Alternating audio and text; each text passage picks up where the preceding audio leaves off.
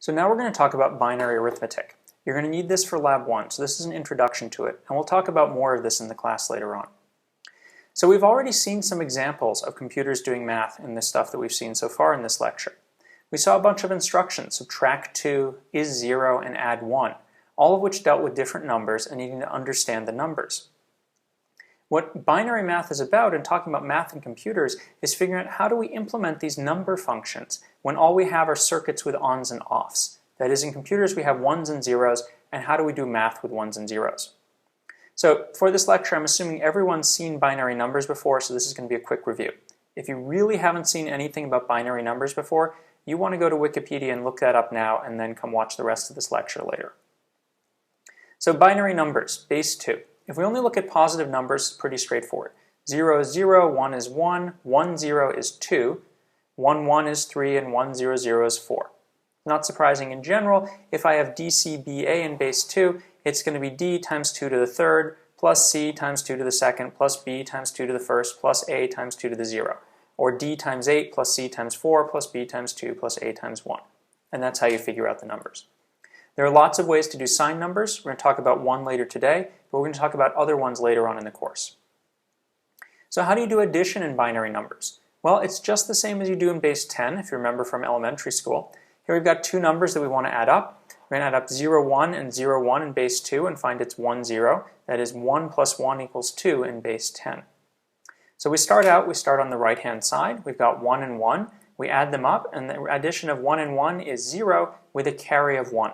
We take that carry of 1, we move it over one place, and then we do our next addition in our next position.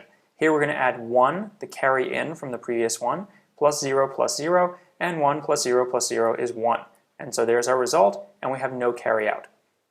So we've now added 1 and 1, and as expected we got 1, 0 in base 2, or 2 in binary. Let's take a look at a larger number. Here we're going to do the same thing. The first addition, 1 plus 0, generates 1 with no carry out. The second one, 1 plus 1, is going to generate 1 with a carry out and 0. So now we take this carry out, we move it over to the next position, we put it in there. 1 plus 0 plus 1 is going to be 1, 0. So that's a carry out with a 1 and a 0 in that position. We carry that 1 over and we get 1 with a 0 and a carry out. And there's our addition. So there's some things to note about this. We used 3 inputs for our addition: A, B, and the carry in. The carry in is the carry in from the previous bit's carry out. So here's our adder, and we have 3 inputs. We generate 2 outputs. We generate a sum and a carry out.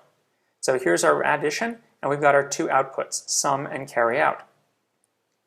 S is the sum, and C is the carry out. The carry out then becomes the next bit's carry in. So what happens if we have a carry out on the last bit? That is, if we have nowhere to put the carry out. So say I'm doing a big addition like this, and I keep carrying out all the way at the end. So let's take a look at that. It's called overflow. So here I'm going to add up 11 and 6 and get 17, but I only have 4 digits, which means the largest value I can represent is 15. So here we do our addition. 1 plus 0 is 1 with a carry of 0. 1 plus 1 is 0, and take that 1, carry, move over, and finally we have a carry out. So what happens here? Well, what we ran into is that we don't have enough bits. We can't represent the number. We're trying to represent the number 17, but the largest number we can represent with 4 bits is 15. So we have an overflow. We ran out of precision. And the reason for this is that we have a finite amount of precision. With 4 bits, we can only represent a particular range of numbers. With n bits, we can represent in general any range up 0 to 2 to the n minus 1 for an unsigned number. So now we're going to talk about signed numbers and 2's complement. So there are a lot of ways to represent signed numbers. We'll cover some more of them later on in the class, but we're going to talk about 2's complement because that's what everybody uses. The basic idea here is that the biggest digit is negative. So if you think about it, if there's a 1 all the way on the left, that means it's going to be negative. So here's how we look at this. We're now going to say 1, 0, 0, 0 in 2's complement is negative 1 times 2 to the third, plus the rest of the digit in the standard positive form. So if I have 1, 0, 0, 0, 0 like this, it's negative 1 times 2 to the third, which is going to be negative 8 in base 10. Now our number range is different. We've now divided up our number range, so some of it is negative and some of it is positive. And we now range from negative 1 times 2 to the n minus 1 to 2 to the n minus 1. So let's take a look at how these numbers work out. Here are the 2's complements representations, and here are the decimal values. So we can see, as we saw before, 1000 is minus 8. Now 1001, well, this is going to be minus 8 plus a 1. So minus 8 plus 1 is going to be 7. Similarly, this is minus 8 plus 2, minus 8 plus 3. If we look at the positive side of it, 000 is 0, and 0001 is 1. There's nothing in this most significant bit here to make it negative. If you have any more questions about this, you should go take a look at either the book or the Wikipedia page, both of which do a good job of describing this. So why are we using 2's complement? Well, basically because it works. Here we have an addition. We're going to add minus 5 to 4. And if you write these out in 2's complement, we see minus 5 plus 4 is going to give us 1, 1, 1, 1, which is minus 1. So without having a special adder that knows anything about negative or positive numbers, we can add negative or positive numbers in the same way. Another really good thing about 2's complement is there's only one 0.